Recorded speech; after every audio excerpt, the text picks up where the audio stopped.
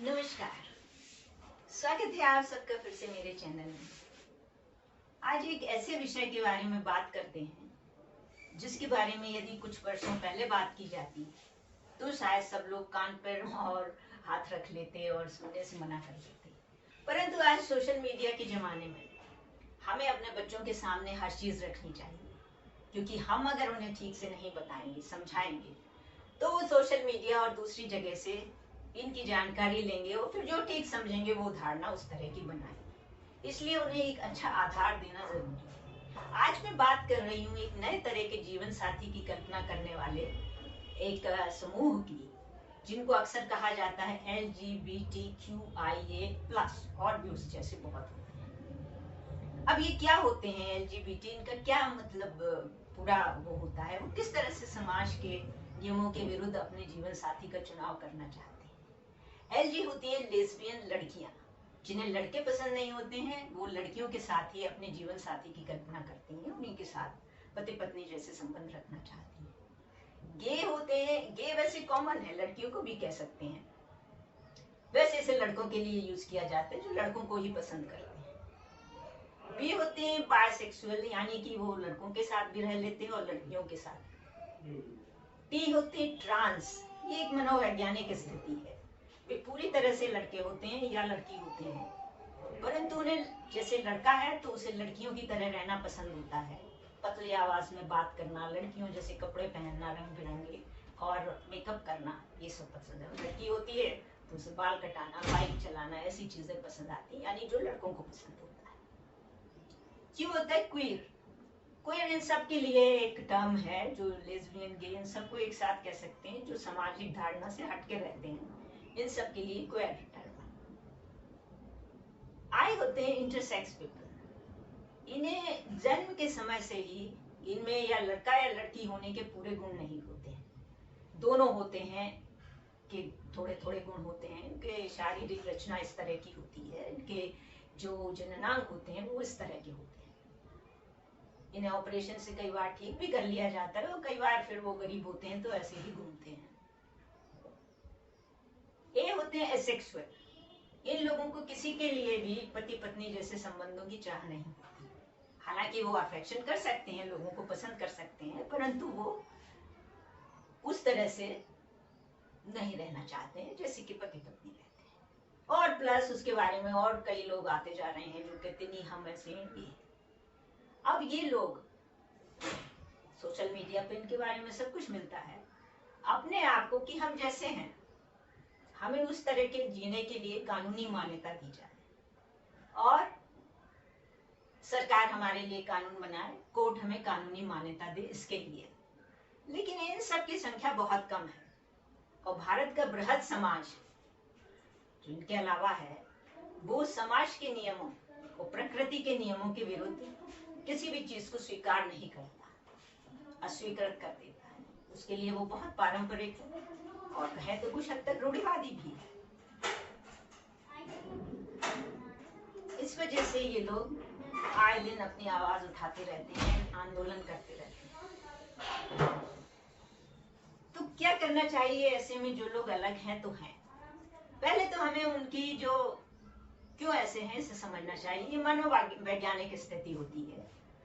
कई बार ऐसा होता है कि किसी लड़के को ग्रो करते हुए या लड़की जब अपने जीवन में बड़ी हो रही होती है तो उसे सारी जिंदगी में ऐसे लोग मिलते हैं, जैसे लड़के को पिता बहुत अच्छे होते हैं, उसके बाद मित्र बहुत उसकी मदद करते हैं, तो उसे आकर्षण हो जाता है कि लड़कियां जो होती हैं बेकार होती हैं और इस तरह से उसके मन में ये धारणा बैठ जाती है।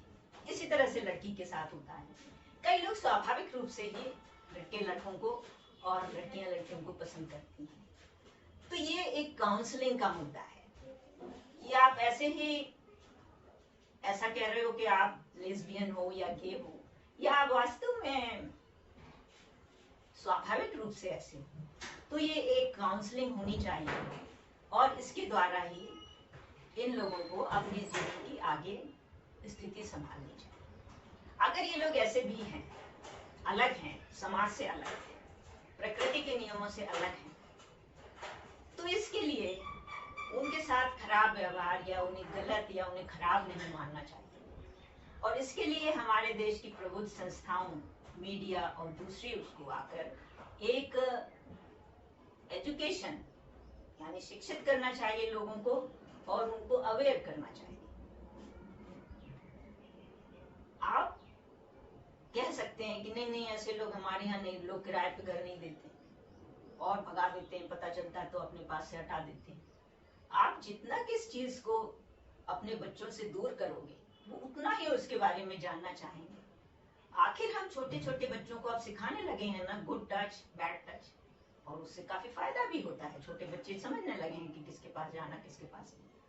तो इसी तरह से हमें एजुकेट करना चाहिए और उन्हें अवेयर करना है अपने टीनेजर्स को, अपने बच्चों को, कि भाई ये थोड़े अलग होते हैं, ये इस तरह के होते हैं, इनकी मनोवैज्ञानिक स्थिति है, परंतु ये भी समाज के लिए डॉक्टर इंजीनियर बिजनेसमैन सब होते हैं, ये समाज के लिए खराब नहीं है, अलग है पर खराब नहीं है। तो अगर एक चीज को आप सामान्य रूप में ले लोगे तो हमारे बच्चों के जो उस चीज से प्रभावित होने या उसको घुर घुर के देखने की जो आदत बन जाएगी, बच्चे तो जानने चाहते, वो तो क्यूरियस होते ही, वो खत्म हो जाएगी।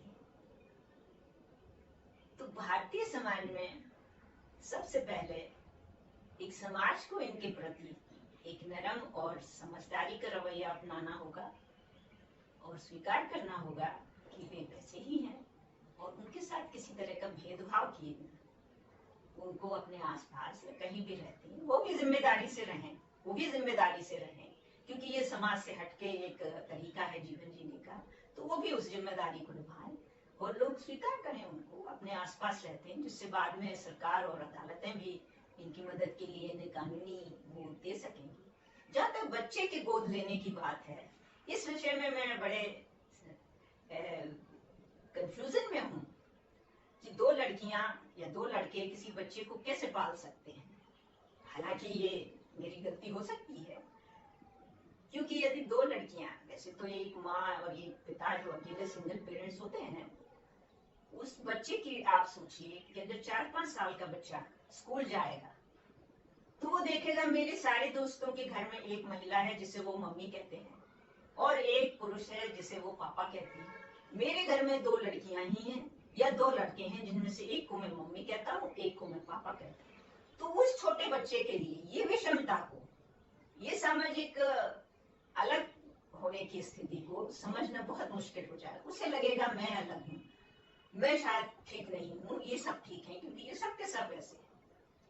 तो बच्चे को गोद लेते हुए इन्हें सोचना पड़ेगा कि सरकार को या कोर्ट को ये सोचना पड़ेगा कि इनको किस तरह से बच्चे का लालन पालन करने दिया जाए, क्योंकि हक एक तरफा नहीं हो सकता। अगर आपका हक है कि आपके अंदर ममता है और आप एक बच्चे को अच्छे से जीवन देना चाहते हैं, तो एक बच्चे का भी हक है कि उसको एक समाज के लिए एक समझदारी भरा और एक जैसा माहौल होना चाहिए, एक सामान्य माहौल उसे मिले।